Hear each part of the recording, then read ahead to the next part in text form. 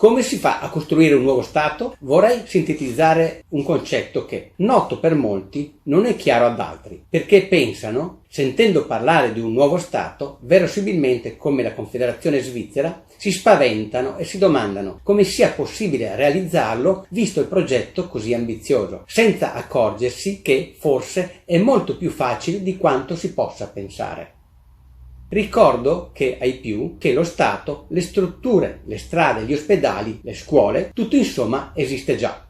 Non bisogna costruire niente di nuovo, bisogna invece cambiarlo e adattarlo ai nostri valori appunto, facendo il nostro Stato veneto.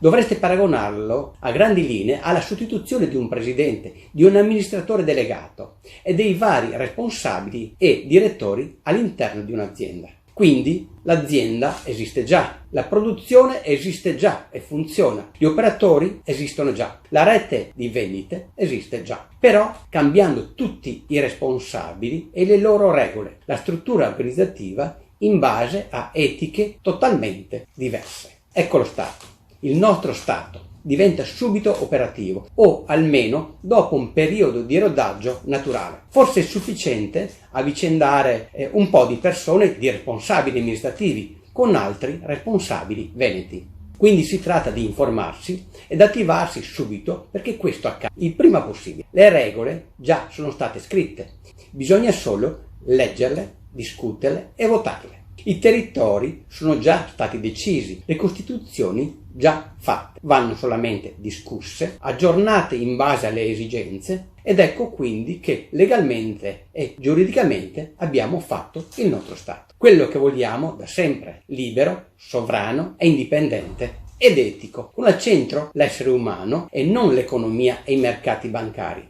E per fare questo non dobbiamo chiedere niente a nessuno.